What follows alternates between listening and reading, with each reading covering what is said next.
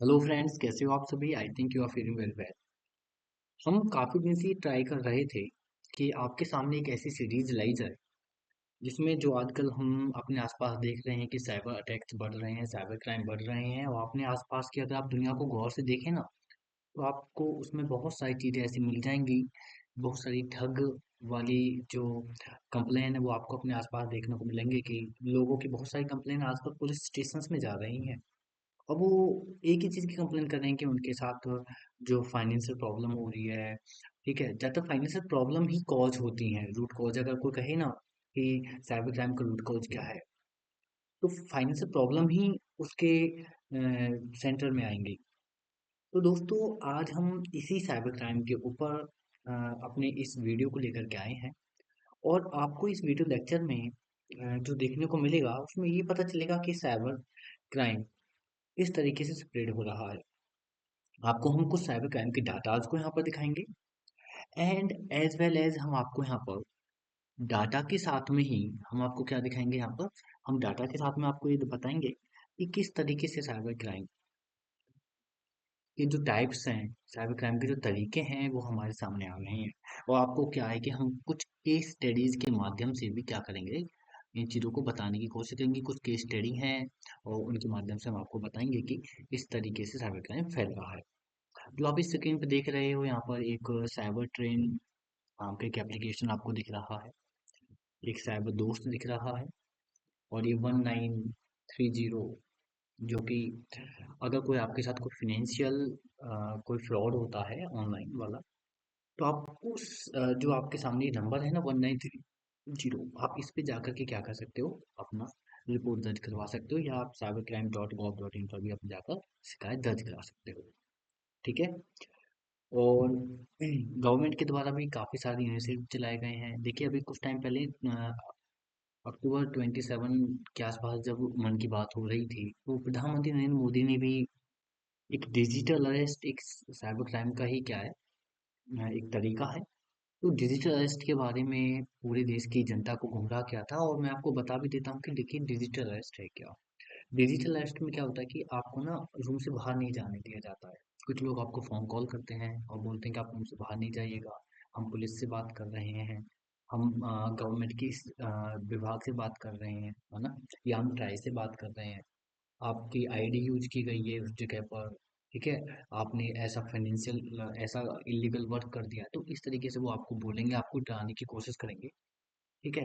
आपके इमोशंस के साथ वो खेलते हैं और आपके साथ क्या करते हैं लास्ट में, फाइनेंशियल आपके साथ फ्रॉड करके चले जाते हैं। ठीक है? और वो आपको पता है घर से बाहर निकलने के लिए भी मना कर देते हैं, और वो पता है वो इस तरीके से बात करते हैं जैसा कि रियल वाली पुलिस बात करती है, रियल सरकारी डिपार्टमेंट के पर्सन जो एम्प्लॉयज होते हैं वो बात करते हैं। तो इस तरीके का होता है आपका डिजिटल अरेस्ट। तो आपको डिजिटल अरेस्ट के बारे में पता चल गया कि ये क्या होता है। एंड अभी जो हम बात करेंगे, देखिए सॉरी मेरे पास अभी ना पेन नहीं है। पेन क्या है कि मैं अपने ऑफिस में भूल के आ गया, तो अभी मैं घर पे इस वीडियो को रिकॉर्ड कर रहा था, तो पेन नहीं है, तो थोड़ा सा करिएगा मैनेज। ठीक है? तो आइए थोड़ा सा देखते हैं कि साइबर सिक्योरिटी जो मैंने आपके पास में फर्स्ट में आपको ये टॉपिक लाइन दिख रही है, लाइन दिख रही है नहीं, तो इस लाइन का मीनिंग है ना, वो जिसने जान लिया वो क्या है, साइबर क्राइम से बच जाएगा। सीधी सी बात है। अगर आपको साइबर क्राइम से बचना है तो इस लाइन का मीनिंग जानना आपके लिए बहुत ज़्यादा ज़रूरी है। ठीक है? तो देखिए ये लाइन क्या है। ये लाइन ये बोलती है, cyber security awareness is the solution of cyber crime. देखिए साइबर क्राइम तो रहेगा, अगर इंटरनेट है साइबर क्राइम रहेगा। कहते हैं ना, अच्छा ही है तो बुराइयां भी रहेंगी। साइबर क्राइम को खत्म नहीं किया जा सकता। जैसे हम कहते हैं ना कि भ्रष्टाचार, भ्रष्टाचार आज ही नहीं, एंशियंट टाइम से, ठीक है, काफी सालों से है। और जब तक फाइनेंशियल चीजें चलती रहेंगी तब तक भ्रष्टाचार रहेगा। किसी न किसी के मन में तो आ ही जाएगा भ्रष्टाचार। तो वही है। तो इसके लिए आपको क्या करना पड़ेगा, आपको साइबर सिक्योरिटी अवेयरनेस रखनी होगी, तभी आप साइबर क्राइम से बच सकते हो। ठीक है? तो साइबर सिक्योरिटी अवेयरनेस अगर आपको है, आपको पता है कि साइबर सिक्योरिटीज ये हैं और आप इन चीज़ों का यूज़ करते हो तो आप बच जाओ। तो आइए थोड़ा सा अब चलते हैं अपनी इस वीडियो में आगे की तरफ। देखिए, अभी ना एक रिपोर्ट आई थी कुछ टाइम पहले ही। वो है आपका रिपोर्ट जो कि दी गई थी साइबर क्राइम रिपोर्टिंग पोर्टल के द्वारा। जो आपका ये जो डाटा होता है ना साइबर क्राइम रिपोर्टिंग पोर्टल का, तो वहाँ से पता चला है कि 79 मिलियन साइबर अटैक्स हुए थे 2023 में। कहाँ पर? इंडिया में। और ये 15% इंक्रीज हुए हैं प्रीवियस ईयर के अगर हम कंपैरिजन में देखें तो। ठीक है। और इंडिया जो है ना वो साइबर क्राइम के इंसिडेंट के मामले में क्या है कि टॉप कंट्रियों में आता है ग्लोबली अगर हम देखते हैं तो। और जो पहला जो 4 मंथ थे ना, मतलब कि इसके जो पहले 4-5 मंथ थे इंडिया के 2024 के, तो उनमें तो इंडिया को काफी ज्यादा लॉस भी हुआ था। और अपने को 1750 करोड़ रुपए का लॉस हुआ पहले ही कुछ महीनों में। ठीक है। और काफी ज्यादा कंप्लेन भी फाइल की गई थी। तो यहाँ पर इसी के बारे में इस पीपीटी में बताया गया है। नेक्स्ट आपको पता चलेगा कि इंडिया में जो आजकल जो कंप्लेन हो रही है साइबर क्राइम के अगेंस्ट, तो वो अभी 7,000 पर डे के हिसाब से हो रही है। ठीक है। और ये जो डाटा है वो कहाँ से मिला है अपने को? Indian cyber crime coordination centre से। कहाँ पे मिला है? Indian cyber crime coordinate centre से। तो यहाँ से ये डाटा मिला है। ठीक है। तो ये डाटा क्या बोल रहा है? आई 4C के द्वारा ही डाटा मिला है। ये क्या बोल रहा है कि 7,000 कंप्लेंट पर डे हो रही हैं। तो मतलब बहुत बड़ा संगीन मामला है। इसको मतलब कि आप हल्के में मत लीजिएगा। और जो इनका रूट कॉज होता है ना, वो फाइनेंशियल ऑनलाइन फ्रॉड ही है। ठीक है। और मैंने आपको पहले बताया था कि अगर कोई भी फ्रॉड हो रहा है तो उसके जो रूट कॉज होगा ना, कॉज वही होगा फाइनेंशियल। तो फाइनेंस तो आपका बीच में आएगा, तभी वो फ्रॉड हो रहा है। ठीक है।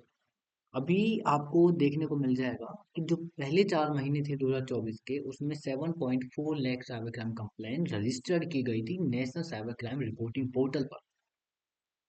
और इसके अलावा तो बहुत सारी कंप्लेन तो वो भी होंगी जो साथ में आपके सामने आई ही नहीं है। बहुत सारे लोग तो जो इलिटरेट होंगे, जो गांव देहात के लोग रहते होंगे या शहरों के लोग होंगे, जिनके साथ छोटे छोटे फ्रॉड हो गए होंगे और उन्होंने किसी का शेयर नहीं किया हो। या कुछ लोगों को तो इस तरीके से डरा दिया गया होगा कि वो मतलब कि इस चीज की कहीं भी शिकायत कर ही ना पाए। तो बहुत सारे लोग होते भी होंगे इस चीज के शिकार। ठीक है। और ये ऐसा ही नहीं है कि केवल फाइनेंशियल फ्रॉड फ्रॉड हो रहा है। इसके साथ में देखिए लड़कियों के साथ खिलवाड़ भी होता है। ठीक है। उनके जो प्राइवेट पिक्चर्स हैं उनको ले लिया जाता है कई बार। और अभी हाल ही में एक मामला भी आया था जिसमें किसी मुंबई की कोई लड़की थी। वो काफी पढ़ी लिखी भी थी और उनके साथ इस तरीके का ही फ्रॉड हुआ था। और उनके साथ क्या है कि पहले तो उनसे कुछ शायद पैसे की भी डिमांड की गई थी और पैसे की डिमांड के साथ में उनको बोला था कि वो अपने प्राइवेट पिक्चर्स दिखाए, ऐसा कुछ करके बोला था। और उसके बाद उनको रिकॉर्ड कर लिया, फिर से उसको धमकी देने लगे, ऐसा कुछ अभी सामने आया था। बहुत सारी चीज़ें ऐसे सामने आ रही हैं। तो आप अपने आप को बचाए रखिए। मैं तो एक चीज़ कहता हूँ, देखिए जब आपको जरूरत है ना आप तभी इंटरनेट का यूज करिए, अदरवाइज मत कीजिए। और भावनाओं में ना बहना बंद कर दीजिए। इमोशंस ज्यादा मत रखिए। रखिए, ऐसा नहीं है कि मैं ये नहीं कह रहा कि इमोशंस नहीं होनी चाहिए, लेकिन एक लिमिट में होनी चाहिए और एक अंडरस्टैंडिंग के साथ होनी चाहिए। ऐसा नहीं है कि देखिए जो साइबर क्राइम जो लोग ज्यादातर फंस रहे हैं वो क्या है कि इमोशंस के चक्कर में फंस रहे हैं। इमोशनली ज्यादा ही वीक है वो लोग, वो इसलिए ज्यादा फंस रहे हैं। ठीक है।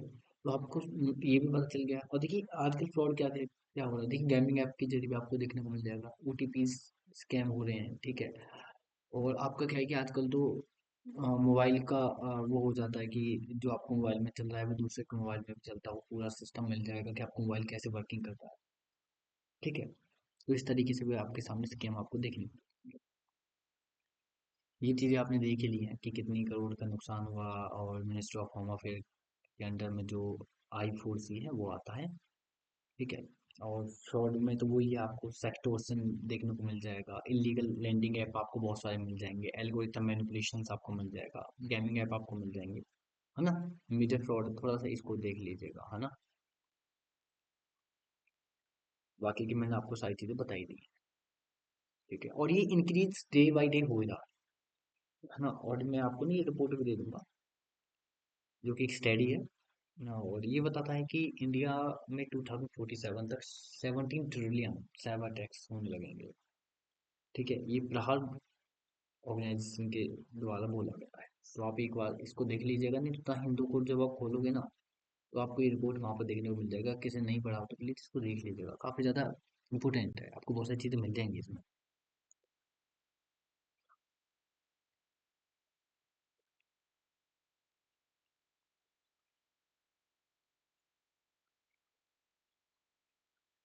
देखिए, आपको बहुत सारे टाइप मिल जाएंगे इसके, जो साइबर अटैक के। तो आपको मेलवेयर मिल जाएगा, फिशिंग मिल जाएगा, पासवर्ड अटैक्स मिल जाएंगे, डीडोस मिल जाएगा, है ना। आपको मेलवर्टाइजिंग मिल जाएंगे, try by downloads, man in the middle, ये सारी चीज़ें मिल जाएंगी। ठीक है, और मैंने आपको बोला ना, फिनेंशियल फ्रॉड आपको देखने को मिलेगा। ठीक है, आपको बहुत और भी टाइप के क्या है साइबर क्राइम देखने को मिल जाएंगे। ठीक है, आप वाईफाई कहीं कनेक्ट कर रहे हो, आपका पूरा डाटा गायब, आपके फ़ोन में वायरस आ गया, ऐसा चीज़ें आपको मिल जाएंगी। और ये क्या है कि जो क्राइम है ना, आजकल क्या है कि ये ना, मतलब कि लड़कियों को सेंटर में लेने लग गया है। ठीक है, वुमेन्स के साथ में, बच्चों के साथ में ये क्राइम बहुत ज़्यादा बढ़ा है। ठीक है, अभी देखो छोटे छोटे बच्चों के हाथ में मोबाइल फ़ोन है। ठीक है, और वो क्या है कि ज़्यादातर मैक्सिमम टाइम सोशल मीडिया पर ही रहते हैं, और जब वो सोशल मीडिया पर बहुत ज़्यादा टाइम तक रहते हैं तो उनको क्या है कि एक तो आदत पड़ जाती है। और सबसे पता है इस चीज़ का ना, मैं ये नहीं कह रहा कि केवल इससे फिनेंशियल ही आपको लॉस है।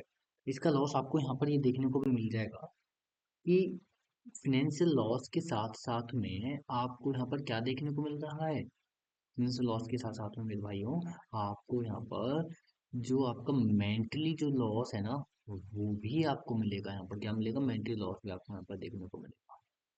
ठीक है, मतलब कि आप क्या है कि जो आपकी जो मेंटली कंडीशन है वो भी बेकार हो जाएगी। आप लोगों से दूर रहना स्टार्ट कर देते हो।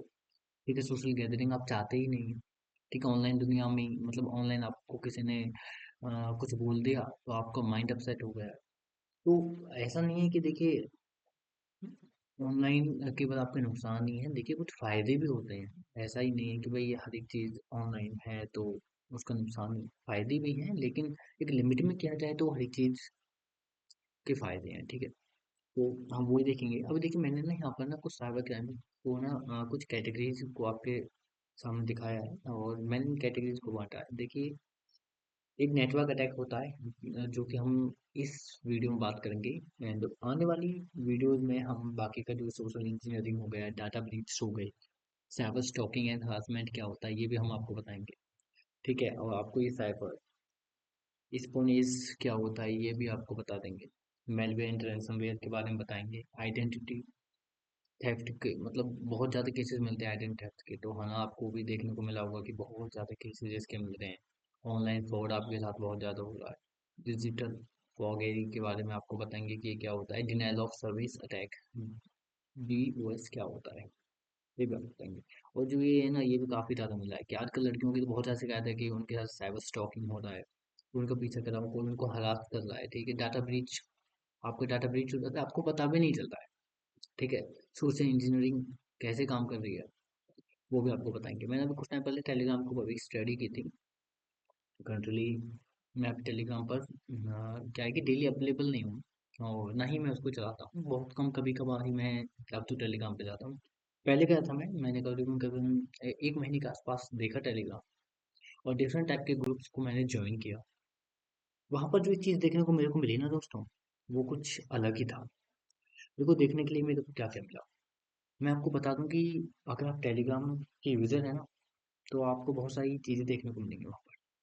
पहली बात तो वहाँ पर ना बंदे ना अपना, कुछ लोग तो अपना टाइम पास के लिए आ रहे हैं, किस चीज़ के लिए आ रहे हैं, अपना टाइम पास के लिए आ रहे हैं।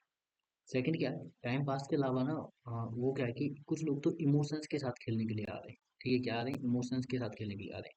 कुछ लोग क्या है कि अकेले हैं, अलोन फील कर रहे हैं, क्या कर रहे हैं वो, हाँ अलोन फील करते हैं, तब आ रहे हैं। ठीक है, कुछ लोगों का क्या है कि देखो, कुछ लोग क्या टाइम स्पेंड करने के लिए आ रहे हैं, कुछ लोग इमोशंस के चक्कर में आ रहे हैं, कुछ हाँ अलोन फील कर रहे हैं इसलिए आ रहे हैं।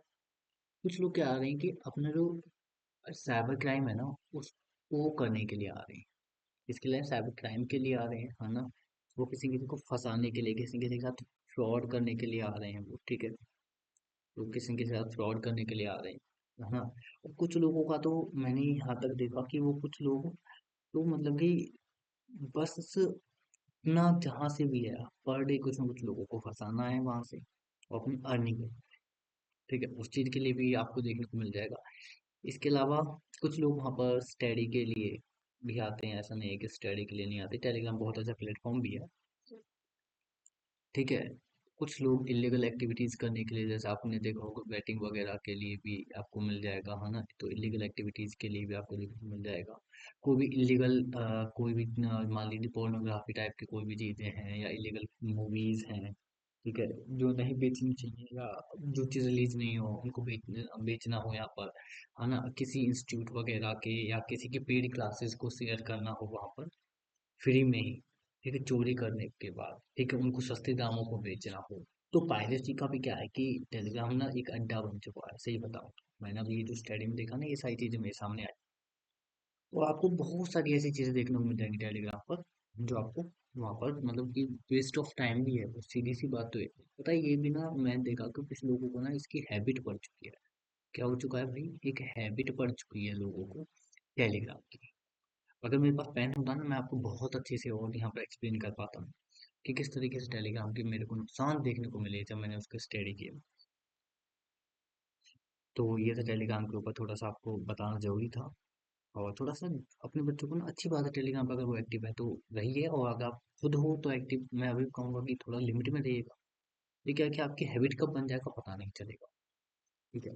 क्योंकि वहाँ पर वॉइस चैट अवेलेबल होती है, और वॉइस चैट अननोन पीपल्स के साथ होती है। आप अपनी जानकारी शेयर करने लगते हो, वो धीरे धीरे आपके करीब आने लग जाता है। उसके बाद क्या है कि वो हो सकता है कि आपके साथ कोई भी साइबर क्राइम को आगे चल के कहीं आपको यूज कर ले, ठीक है? टेररिस्ट एक्टिविटीज भी वहाँ पर कई बार देखने को मिलती हैं लोगों के द्वारा, मतलब कुछ रिपोर्ट्स में आया, मैंने तो अभी देखा नहीं था, लेकिन कुछ रिपोर्ट्स में जो अभी आपको न्यूज चैनल पर मिल रही हैं उनके अकॉर्डिंग देखें तो वैसा बहुत सारी चीजें हैं, मतलब कि क्योंकि आप बहुत सारे लोगों से ना कनेक्ट हो जाते हो वहाँ पर, ठीक है? बहुत बड़े बड़े ग्रुप हैं जिसमें 2 2 लाख के आसपास लोग हैं, और सभी वॉइस चैट पर बात कर सकते हैं, वीडियो चैट पर बात कर सकते हैं बिना किसी का आइडेंटिटी जाने। लेकिन जब आप किसी से बातचीत करते हो तो ह्यूमन बिहेवियर या नेचर यही है कि अगर मैं आपको बात कर रहा हूँ तो धीरे धीरे क्या है कि हमारा और आपका क्या है कि रिलेशन बन जाएगा।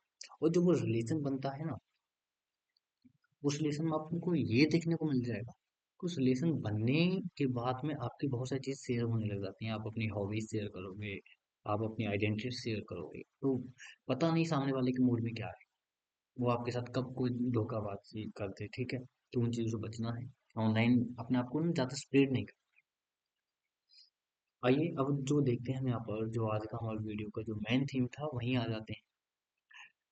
ये है नेटवर्क बेस्ड अटैक। क्या है देखिए, मैं आपको बताऊं कि नेटवर्क अटैक है, ठीक है? तो नेटवर्क अटैक क्या है? कुछ नहीं है। आपको पता है कि नेटवर्क अटैक में होता क्या है कि आपका जो नेटवर्क है ना उस पर हमला होता है। कैसे होता है कि नेटवर्क जो अटैक है वो क्या है कि पहली बात है अनऑथराइज ऐसा एफर्ट है जो कि मतलब कि कोई ना कोई अनऑथराइज एक्सेस करने का कोशिश की जाती है वहाँ पर, ठीक है? और इसमें क्या किया जाता है, अनऑथराइज एक्सेस कैसे किया जाता है वो थोड़ा सा बता देता हूँ। इसमें जैसे मान लीजिए कोई ऑर्गेनाइजेशन है, उस ऑर्गेनाइजेशन, मान लीजिए ये एक ऑर्गेनाइजेशन, ठीक है? अब इस ऑर्गेनाइजेशन के जब अंदर किसी को घुसना होगा तो वो क्या करेगा, घुसपैठ ही करेगा, सीधी सी बात है। जब वो अंदर जाएगा तो वो कैसे जाएगा, ठीक है? तो वो या तो वहां से किसी पर्सन को बोलेगा, या खुद जाएगा, और खुद भी जाएगा तो या तो वो कहीं ना कहीं मतलब कि जहाँ इस ऑर्गेनाइजेशन के जो लूप होल्स होंगे ना, लूप होल्स होंगे तो वहां से वो जाने की कोशिश करेगा। मान लीजिए यहाँ पर लूप होल्स हैं उसके, तो यहाँ से जाने की कोशिश करेगा ये, ठीक है? तो जब भी किसी ऑर्गेनाइजेशन में जाएगा तो कहीं ना कहीं उसके लूप होल्स होंगे, उन लूप होल्स के जरिए ही वो बंदा जा सकता है वहां पर, ठीक है? तो जब किसी ऑर्गेनाइजेशन में कोई नेटवर्क अटैक होता है, उस ऑर्गेनाइजेशन का जो नेटवर्क है उसमें किस वजह से अटैक होगा, पहली बात तो कहीं ना कहीं उसने कोई ना कोई मिस्टेक कर रखी है उस ऑर्गेनाइजेशन का, ठीक है? वहां जाएगा, वो डाटा को वहां से क्या करेगा, चोरी करेगा, ठीक है? या किसी नेगेटिव पर्पज के लिए उसको यूज करेगा। और जो ये अटैक है ना, ये ना डिफरेंट टाइप के तरीके से हो सकते हैं कि अ, वो मतलब कि ऑनलाइन अटैक कर रहा है, ठीक है, मेलवेयर के थ्रू कर रहा है, ठीक है, वायरस के थ्रू कर रहा है, तो इन चीज़ों को वो कर सकते हैं, ठीक है। क्या है कि किसी पर्सन का हम कंपटीशन में, जैसे मान लीजिए आपका कोई कॉम्पिटिटर है, ठीक है, और आपका अपने कंपटीटर का ना मतलब कि जो उनका बिजनेस है वो आप बढ़ते हुए नहीं देखना चाहते, ठीक है। तो आजकल क्या है कि कंपटीटर के बिजनेस करने के लिए भी लोग क्या करते हैं, ये जो फ्रॉड है ना, ये करना स्टार्ट कर देते हैं नेटवर्क अटैक के थ्रू, उसके जो डाटाबेस को डिस्ट्रॉय करने का काम कर देते हैं। क्या करते हैं? डिस्ट्रॉय करने का काम करते हैं, डिस्ट्रॉय करने का काम करते हैं, ठीक है। तो ये सब चीज़ें भी आपको देखने को मिल जाएंगे वहाँ पर, ठीक है। तो ये सारी चीज़ें भी होती हैं, ठीक है।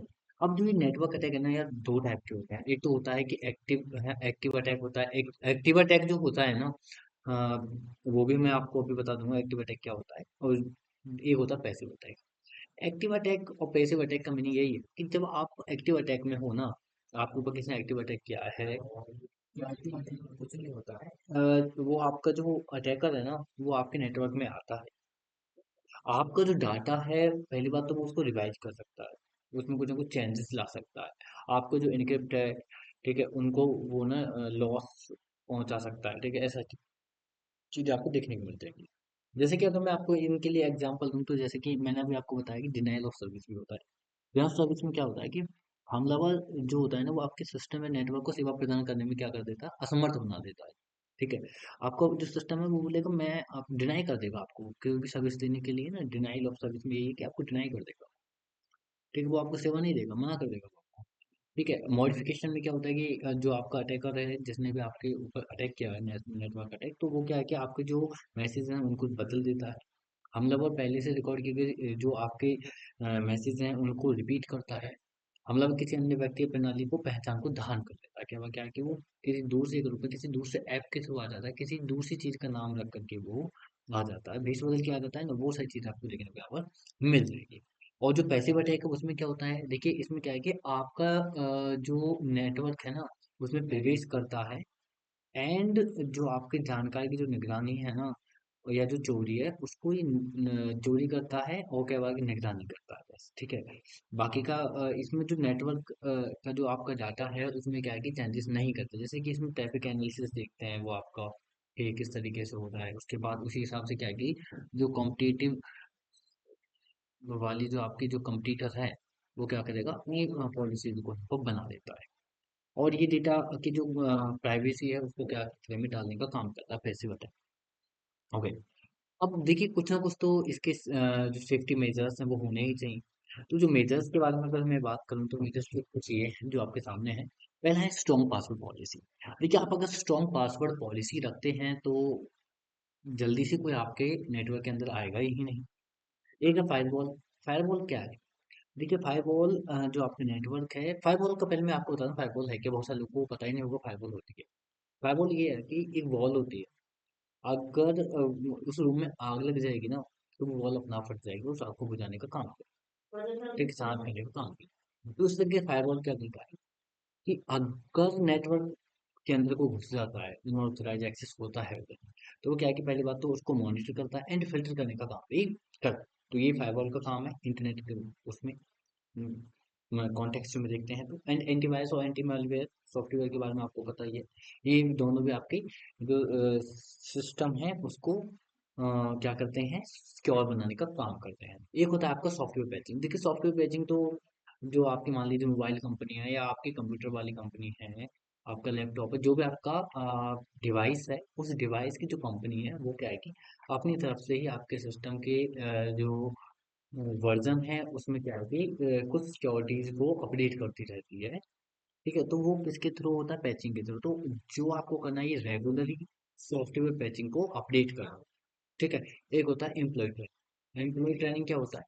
एम्प्लॉय ट्रेनिंग का मीनिंग यही होता है कि जो कर्मचारियों को सुरक्षा के बारे में शिक्षित करें, कर्मचारियों को साइबर सुरक्षा के बारे में देखिए आप ट्रेनिंग करते रहिए, बार बार ट्रेंड करिए, ठीक है। बैकअप। बैकअप क्या होता है कि महत्वपूर्ण डाटा को नियमित रूप से बैकअप लें, ठीक है। जो आपका महत्वपूर्ण डाटा है ना, उसका क्या है कि आपको कंटिन्यू बैकअप लेते रहना, उनको साइड में रखते रहिए। जितना आप कम डाटा ऑनलाइन रखोगे उतना फायदा है आपको। एक है इंसिडेंट रिस्पांस प्लान। अगर आपके साथ देखिए साइबर अटैक हो जाता है, तो उस टाइम पर आप क्या करोगे, कैसे उससे बचने की कोशिश करोगे, ठीक है।